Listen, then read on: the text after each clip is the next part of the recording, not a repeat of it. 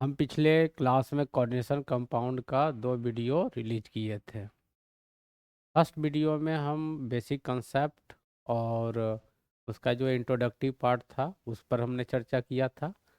Second part पर आए थे, जो उसका टर्म्स थे उसका एक्सप्लेनेशन किए थे, लिगांड का डेफिनेशन दिए थे, लिगांड का टाइप पर चर्चा किए थे और writing formula and their naming के बारे में हम लोग डिटेल्स चर्चा किए।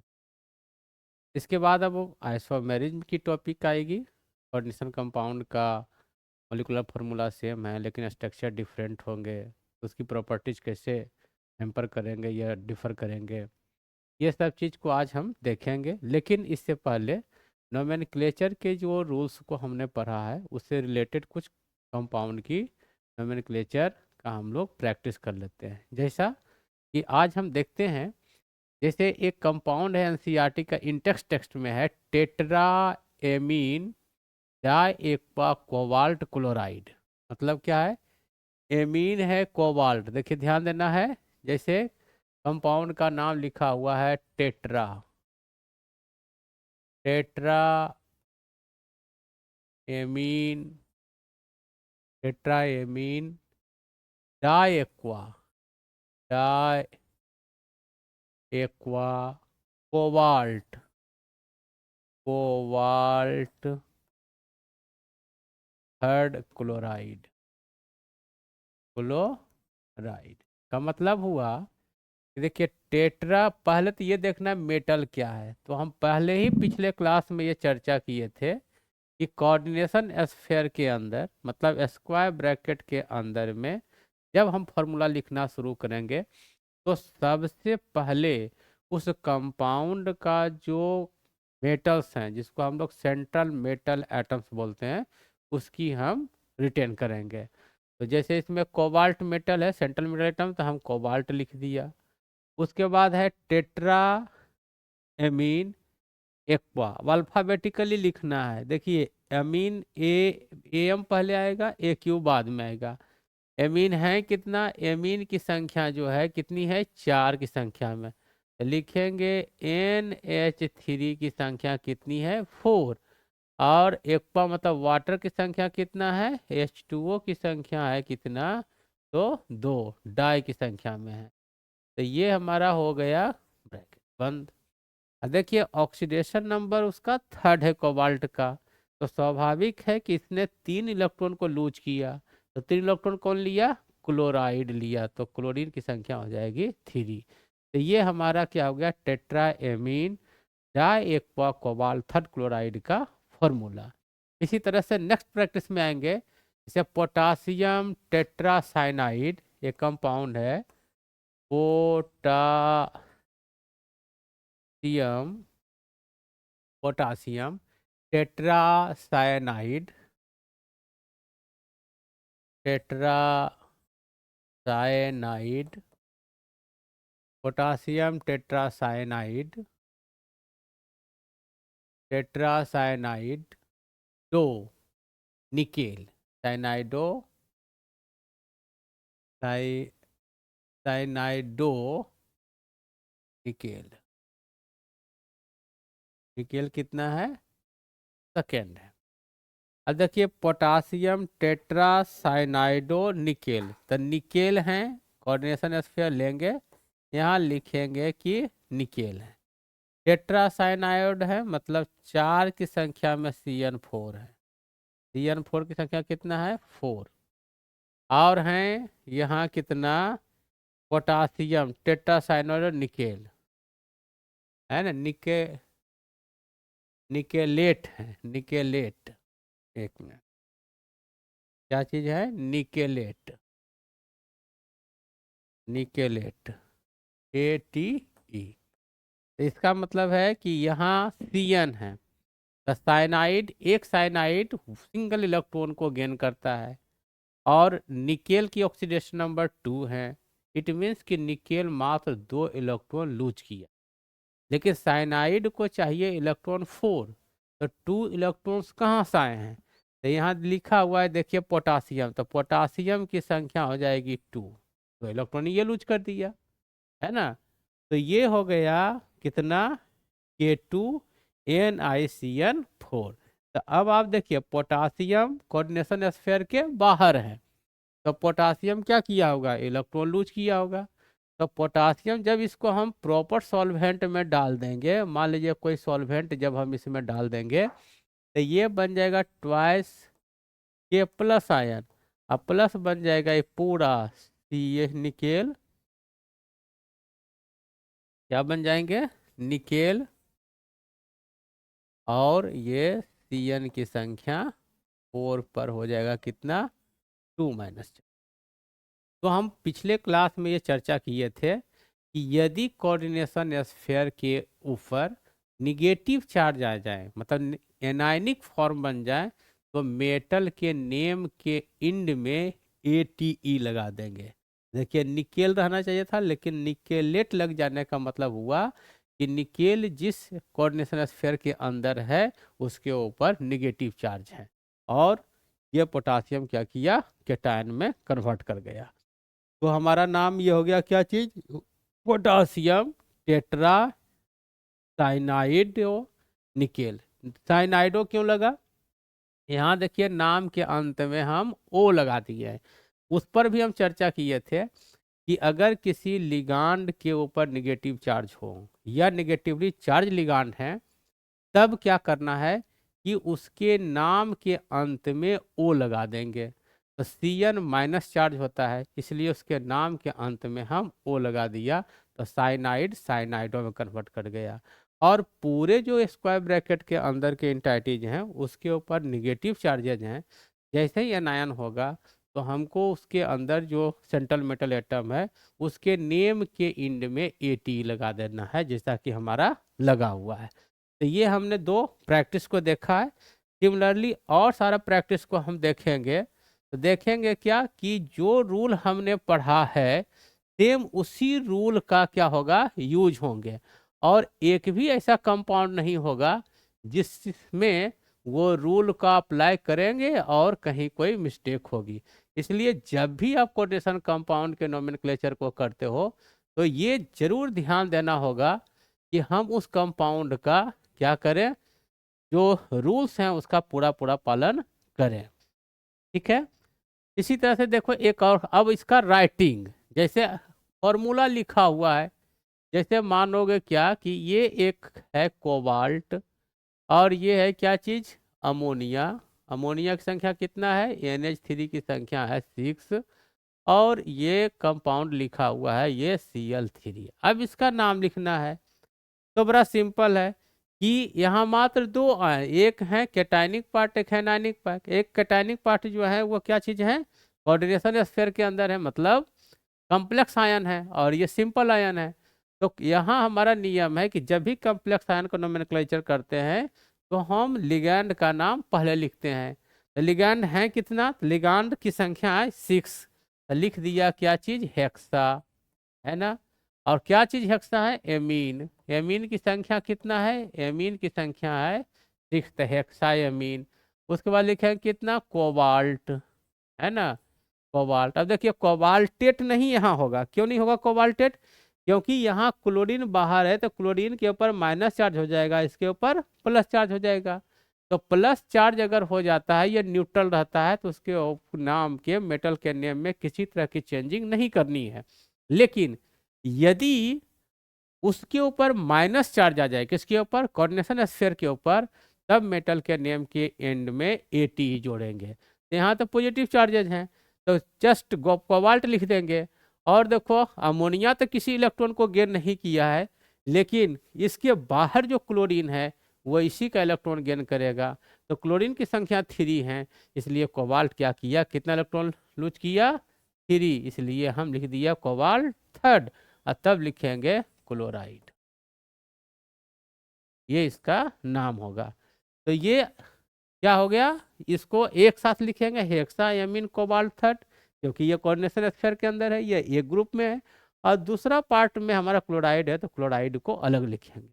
ये नहीं लिखना है कि क्लोरीन की संख्या 3 है तो ट्राई क्लोराइड नहीं लिखनी है, केवल क्लोराइड लिखना है ना।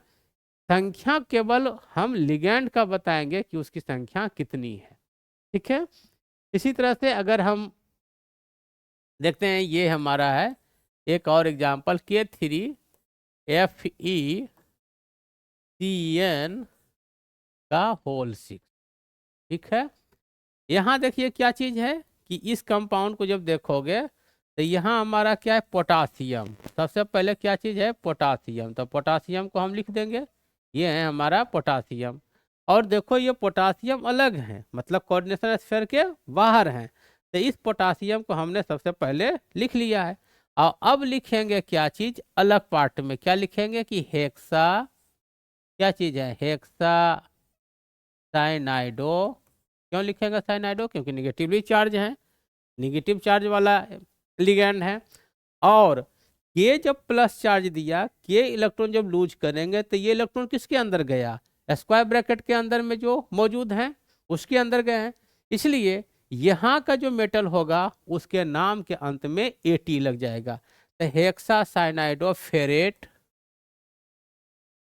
फेरेट कितना हो जाएगा, थर्ड हो जाएगा। क्यों, क्योंकि देखिए टोटल CN को कितने इलेक्ट्रॉन चाहिए थी, 6, और है इलेक्ट्रॉन कितना, आयरन कितना दिया है, 3, और 3 इलेक्ट्रॉन कहाँ से ले लिया है, पोटासियम से। इसलिए इसकी फॉर्मूला हो जाएगी ये। मतलब क्या हुआ कि हम यदि कंपाउंड का फॉर्मूला लिखना चाहेंगे तो सबसे पहले हमको देखना होगा कि सेंट्रल मेटल एटम का नाम क्या है। सेंट्रल मेटल एटम का जो नेम होगा उसका सिंबल स्क्वायर ब्रैकेट के अंदर में लिख कर करके, ये देख जो ऑक्सीडेशन नंबर है इसकी से इससे पता चल जाएगा कि लिगेंड के को कितने इलेक्ट्रॉन्स दिए हैं, ये एनायन को कितना इलेक्ट्रॉन को दिया है। उसके बाद आप लिगेंड की संख्या जितना है उसके अनुसार जब आप लिखोगे तो फॉर्मूला आपका क्या हो जाएगा, स्पष्ट हो जाएगा। तो ये हमारा रहा क्या चीज, कोऑर्डिनेशन कंपाउंड का nomenclature and there writing rules of formula. आगे जब टॉपिक बढ़ते हैं तब आता है ज्योमेट्रिकल आइसोमेरिज्म। मतलब क्या हुआ कि हम कोऑर्डिनेशन कंपाउंड के ज्योमेट्रिकल सॉरी हम कोऑर्डिनेशन कंपाउंड के आइसोमेरिज्म को भी पढ़ते हैं। जैसे हम ऑर्गेनिक कंपाउंड के आइसोमेरिज्म को जब पढ़ते हैं तो वहाँ हम देखते हैं कि आइसोमेरिज्म को ब्रॉडली 2 भाग में डिवाइड किया जाता है। एक को कहा जाता है स्ट्रक्चरल आइसोमेरिज्म और दूसरे को कहा जाता है स्टेरियो आइसोमेरिज्म। तो स्ट्रक्चर के बारे में आप जानते हैं, उसमें एक ज्योमेट्रिक ये क्या होता है, स्ट्रक्चर में आपका रिंग चेन होता है, चाहे ब्रांच चेन होते हैं। उसके बाद आपका पोजीशन आइसोमेरिज्म होता है, मेटामेरिज्म होता है, टॉटोमेरिज्म होता है, फंक्शनल ग्रुप आइसोमेरिज्म होते हैं। और इसी तरह से जब हम आते हैं किसके ऊपर, स्टेरियो आइसोमेरिज्म के ऊपर, तो हमारा कन्फर्मेशनल और कन्फिग्रेशनल पढ़ने को होता है। सिमिलरली कोऑर्डिनेशन कंपाउंड में भी ऐसा देखने को मिलता है। यहाँ भी हम पोजीशन आइसोमेरिज्म को पढ़ सकते थे लेकिन उसकी आवश्यकता नहीं पड़ती, क्योंकि उसकी आवश्यकता हम नोमेनक्लेचर में डिस्कस कर चुके हैं।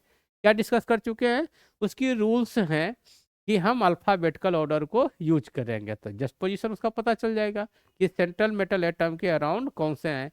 लेकिन जब यहाँ देखने का होगा कोऑर्डिनेशन कंपाउंड का तो मेनली उसकी ज्योमेट्री को देखनी होगी कि स्पेस में वो जो लिगेंड है वो सेंट्रल मेटल एटम के साथ जब बॉन्डिंग बनाता है तो उस मॉलिक्यूल के या उस कंपाउंड के स्ट्रक्चर किस डायमेंशन के होते हैं। तो वो चीज़ को जब हम देखेंगे तो उसके लिए हमको ज्योमेट्री का पता लगाना होता है। तो कोऑर्डिनेशन कंपाउंड के ज्योमेट्रिकल स्ट्रक्चर में हम देखते हैं तो क्या देखते हैं कि सेंट्रल मेटल एटम से जो लिगांड लगा हुआ होता है उसको हम देखते हैं। जैसे एक कंपाउंड, पहले तो ये जानना होगा कि ज्योमेट्रिकल आइसोमेरिज्म है क्या। तो ज्योमेट्रिकल आइसोमेरिज्म में क्या है कि मॉलिक्यूल का मॉलिक्यूलर फार्मूला सेम होगा लेकिन कंपाउंड के स्ट्रक्चर बदल जाएंगे, क्योंकि उसके उससे जो सेंट्रल मेटल एटम के जो लिगांड अटैच्ड होंगे उसके स्पेस में सजावट अलग अलग होगा।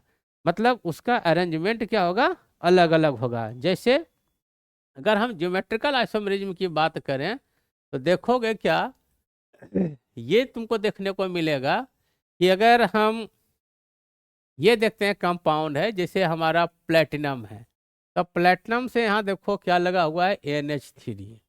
और फिर प्लेटिनम से इसी डायरेक्शन में लगा हुआ है क्या चीज़, NH3। और ये साइड आपका क्या चीज़ लगा हुआ है, क्लोरीन, और ये साइड भी लगा हुआ है क्लोरीन। हम इसका अरेंजमेंट स्पेस में हम क्या देखते हैं, अगर हम ये इसको एक एक्सिस मान लें तो इस एक्सिस के राइट साइड में आपका क्या चीज है, दोनों एमीन अमोनिया ग्रुप लगा हुआ है, और उसके लेफ्ट साइड में जो लगा हुआ है दोनों क्लोरीन ग्रुप लगा हुआ है। इसी का रीअरेंजमेंट जब हम करते हैं तो देखोगे क्या, अगर हमारा ये पीटी है तो यहाँ तो अमोनिया को लगा दिया, लेकिन यहाँ इस साइड एक क्लोरीन लगा दिया, और यहाँ हम फिर NH3 को लगा दिया, और यहाँ हम क्लोरीन लगा दिया। मतलब क्या हुआ कि एमीन और क्लोरीन का सेंट्रल मेटल एटम के अराउंड स्पेस में जो उसकी ओरिएंटेशन थी, उसका जो अरेंजमेंट था, उसका जो पोजीशन था, वो बदल गई। इसके चलते क्या हुआ कि उसकी ज्योमेट्री बदल गई, है ना। क्यों बदल गई ज्योमेट्री? क्योंकि देखो अमोनिया का जो स्ट्रक्चर होता है वो टेट्राहेड्रल होता है, और उसकी जो शेप होता है वो ट्राइगोनल होता है। और क्लोरीन हमारा क्या चीज होता है, क्लोरीन एक सिंपल एटम है, उसकी स्फेरिकल शेप्स होंगे। तो स्वाभाविक है कि यहाँ इस साइड में जब हम देखते हैं अमोनिया का, तो यहाँ क्या चीज है, पिरामिडल शेप, टेट्राहेड्रल स्ट्रक्चर के साथ शेप इसका अमोनिया क्या है, पिरामिडल शेप है। तो एक साइड में दोनों पिरामिड स्ट्रक्चर बन रहा है पहला केस में, और जब सेकेंड केस में देखते हैं तो एक पिरामिड टॉप राइट, तो दूसरा टॉप लेफ्ट बॉटम में है। तो इसकी ज्योमेट्री काफ़ी डिफरेंस देखने को मिलती है। और स्वाभाविक है कि जब हम इसकी केमिकल रिएक्शन करवाएंगे तो सपोज कोई रिएक्टिंग रिएजेंट अगर इस मॉलिक्यूल में ये साइड से टच करेंगे तो पता चलेगा क्या कि ये अमोनिया के ऊपर जो लोन पेयर है उसके चलते रिएक्शन होगा। लेकिन जब हम सेकेंड साइड में जब क्लोरीन के पास रिएजेंट जाएंगे लेफ्ट साइड राइट साइड से, तो पता चलेगा वहाँ एक लोन पेयर नहीं बल्कि multiple lone pair of electron है। इसलिए रिएजेंट के साथ इस मॉलिक्यूल की रेट ऑफ रिएक्शन डिफर कर जाएंगे। इसलिए जहाँ भी ज्योमेट्रिकल आइसोमेरिज्म हम देखते हैं उस डिफरेंट ज्योमेट्री के चलते डिफरेंट रेट ऑफ रिएक्शन होता है। मतलब क्या, केमिकल रिएक्शन के रेट जो हमारे हैं प्रभावित होते हैं। इसलिए हम कोऑर्डिनेशन कंपाउंड के ज्योमेट्री को देखते हैं और इससे हमारा पता चल जाता है कि ये कंपाउंड किस तरीके से रिएक्ट करेंगे, इसकी रिएक्शन फास्ट होगा, स्लो होगा, मॉडरेट होगा या नहीं होगा, ये भी हमको पता चल जाती है। तो ये हमने देखा एक कंपाउंड में ज्योमेट्रिकल आइसोमेरिज्म। इसी तरह से बहुत सारे एग्जांपल्स को आप देख सकते हैं। जैसे आप अगला कंपाउंड ये लेते हैं,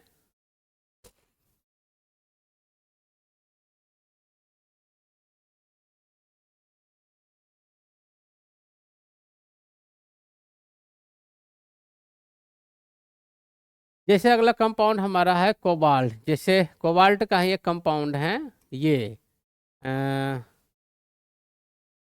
पीटी, ये CONH3 हम कोबाल्ट का है, NH3 का होल 4 और क्लोरीन 2, ये हमारा एक कंपाउंड है। तो हम क्या करेंगे, कोबाल्ट को हम सेंटर में रख लेंगे, और ये यहाँ जो है NH3, ये हमारा NH3, और ये हमारा NH3, और ये हमारा क्या चीज़ है, NH3 है। NH3 को लगा दिया, और अब इसके स्ट्रक्चर हम क्या करते हैं, इसके प्लेन पर ये क्लोरीन और इस क्लोरीन को लगा दिया। एक तो ये देखा। इसी का अरेंजमेंट हम ये करें कि अगर इसको इसके साथ बॉन्ड बना दे, इसको इससे बॉन्ड बना दे, इसको इससे बॉन्ड बना दे, इसको इससे बॉन्ड दे, ये इससे बॉन्ड बना दे, इसको इससे बना दें, तो इसका इससे बॉन्ड बन जाएगा। लेकिन जब हम इसी का स्ट्रक्चर ये करते हैं कि ये कोबाल्ट है, यहाँ हमारा क्लोरीन है, यहाँ हमारा क्लोरीन है, इस पोजीशन पर हमारा NH3 है, इस पोजीशन पर हमारा NH3 लिगांड है, फिर ये हमारा NH3 लिगांड है, ये हमारा NH3 लिगांड है।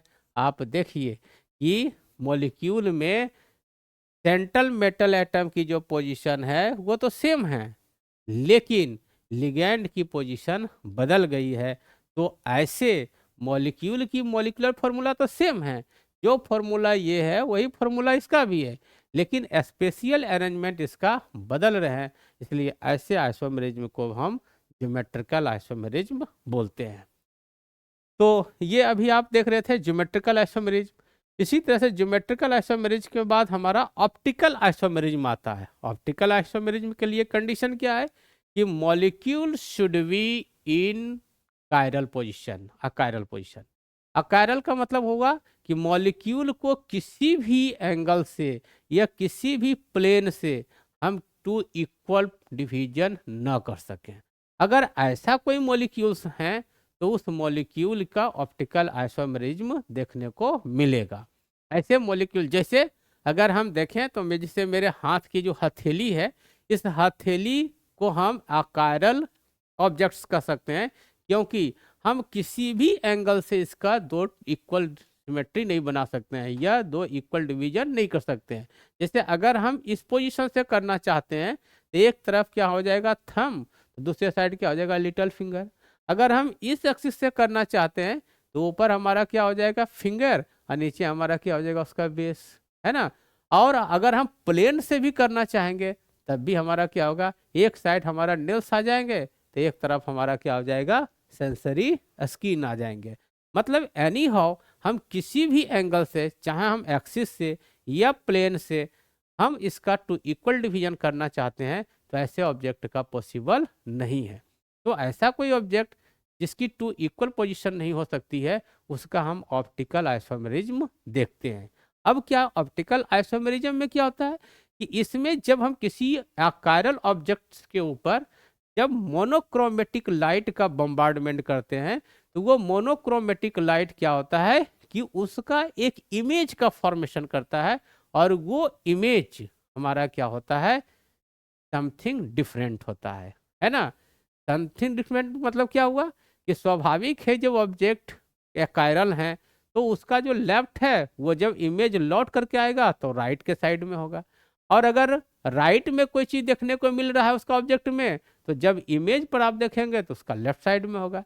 या अगर हम वर्टिकली देखना चाहेंगे तो जो चीज जैसे अगर मान लीजिए हम ग्लास के ऊपर, मैं एक प्लेन ग्लास के ऊपर हम बैठे हुए हैं तो क्या पाओगे कि मेरा हेड अभी टॉप में है तो वहाँ ग्लास के ऊपर जो मिरर्स हमारे जो होंगे प्लेन मिरर, वहाँ उस पर जब देखोगे अपने इमेज को तो पता चलेगा कि हेड हमारा उसमें सबसे डेप्थ है, सबसे नीचे में है ना। तो क्या है कि जस्ट रिवर्स बनता है। तो ऐसे इमेज को हम लोग ऑप्टिकल आइसोमेरिज्म कहते हैं। जैसे अगर हम इसी एग्जांपल्स को देखें तो यहाँ इसका तो देखने में नहीं बनेगा, क्योंकि यहाँ अगर हम इस एक्सिस से देखेंगे तो पता चलेगा क्लोरीन एक पोजीशन को गेन किए हुए। लेकिन यहाँ जब देखते हैं तो देखिए यहाँ क्या किसी भी एंगल से हम टू इक्वल डिवीजन नहीं कर सकते हैं, क्योंकि अगर हम ऐसे करते हैं तो दो, हाँ सॉरी, देखिए यहाँ से अगर हम इसको डिवीजन करना चाहेंगे तो दो क्लोरीन एक, दो अमोनिया एक क्लोरीन ऊपर है, यहाँ भी दो अमोनिया क्लोरीन नीचे हैं, यहाँ भी तो क्या सिमेट्री को शो किया। इसी तरह से अगर हम यहाँ करना चाहते हैं तो दो अमोनिया एक क्लोरीन और दो अमोनिया क्लोरीन नीचे भी आता है। तो क्या होता है ऐसे मॉलिक्यूल को हम लोग कायरल मॉलिक्यूल कहते हैं। कायरल मॉलिक्यूल का ऑप्टिकल आइसोमेरिज्म पॉसिबल नहीं है। तो ये देखना होगा कि ऑप्टिकल आइसोमेरिज्म ऐसे ही ऑब्जेक्ट का बन सकता है जिस ऑब्जेक्ट का सिमेट्री पॉसिबल नहीं हो, मतलब टू इक्वल डिवीजन नहीं हो सकता है। इसी तरह से आता है एक क्या चीज, structural isomerism. The structural isomerism में हमारा चार तरह का आइसोमेरिज्म होगा। एक होगा लिंकेज आइसोमेरिज्म। अब लिंकेज आइसोमेरिज्म क्या होता है, तो लिंकेज देखिए क्या कि सेंट्रल मेटल एटम के साथ लिगैंड का लिंकेज क्या होगा, डिफरेंट होगा। जैसे अगर आप इससे पहले जो आप देख रहे थे तो क्या देख रहे थे, जैसे देखिएगा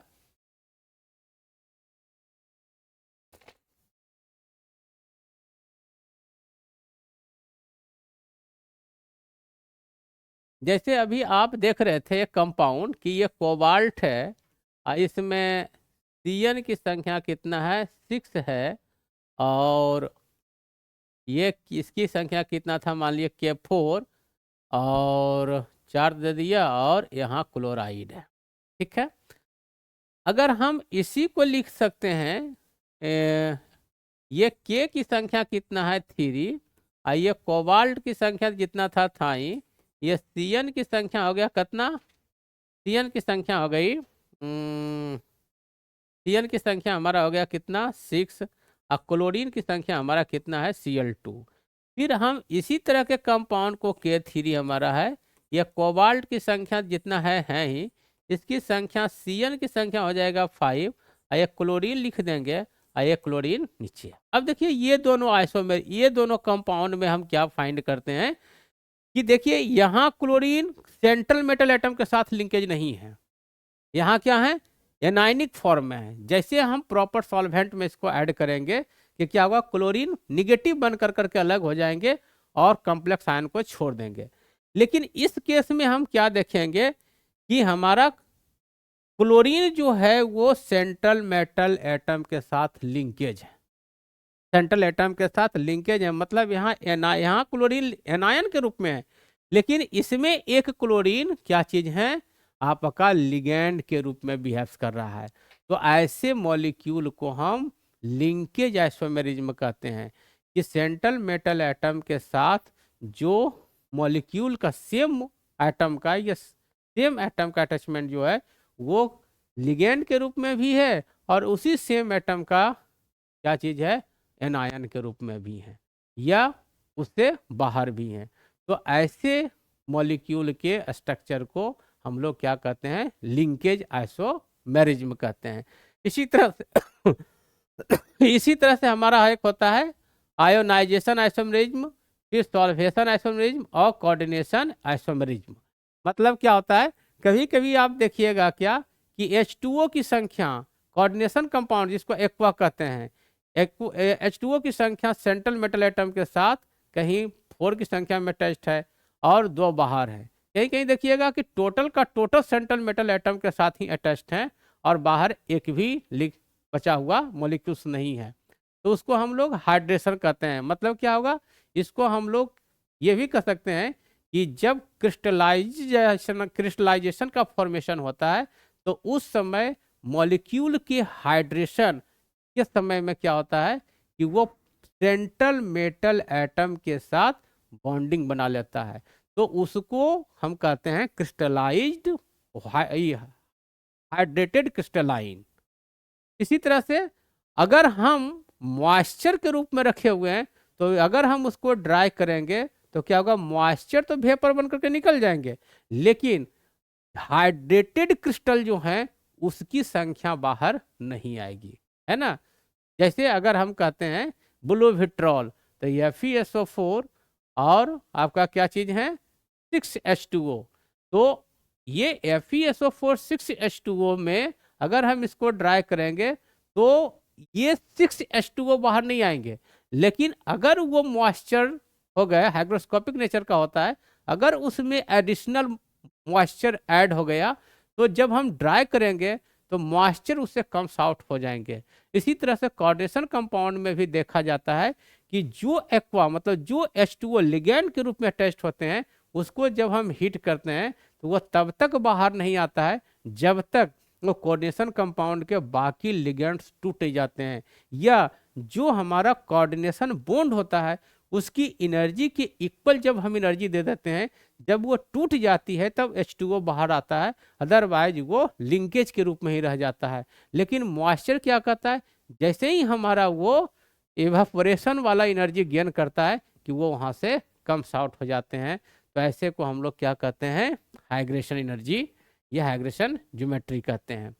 इसी तरह से हमारा सॉल्वेट आइसोमेरिज्म है। वो क्या चीज है कि अगर हम सेम कंपाउंड लिए हैं, सेम फॉर्मूला वाला लिए हैं, लेकिन अगर उसकी सेंट्रल मेटल एटम के साथ अरेंजमेंट डिफरेंट हैं तो क्या होता है कि उसको उस सेम सॉल्वेंट में ऐड करने के बाद उसकी डिजोल्यूशन रेट क्या होता है, डिफरेंट हो जाते हैं। मतलब अगर हम यही देखें इस कंपाउंड को, तो अगर ये कंपाउंड को किसी एक सॉल्वेंट में डिजोल्व करें तो ये हो सकता है डिजोल्व हो जाए, लेकिन उसी सॉल्वेंट में अगर इस कंपाउंड को ऐड करेंगे तो उसकी सॉल्वेशन नहीं होगी। तो ऐसे कंपाउंड को हम लोग सॉल्वेशन ज्योमेट्रिक सॉल्वेशन आइसोमेरिज्म कहते हैं। तो हम लोगों ने क्या देखा कि हमारा जो है कोऑर्डिनेशन कंपाउंड की भी अपनी ज्योमेट्री होती है और वो ज्योमेट्री में हमने देखा क्या चीज़, जो में ये डिफरेंट टाइप का डिफरेंट फार्मूला को देखा। उसी तरह से हमने क्या देखा उसका आइसोमेरिज्म का। और जब हम नेक्स्ट क्लास में आएंगे तो क्या करेंगे, पूरा डिटेल्स जो थ्योरीज हैं उसको एक्सप्लेन करेंगे। और ये हमारा ज्योमेट्रिकल और स्ट्रक्चरल आइसोमेरिज्म को हमने देखे हैं। नेक्स्ट क्लास में जब आएंगे तो और इससे रिलेटेड क्वेश्चन को एक्सप्लेन करेंगे। Thank you.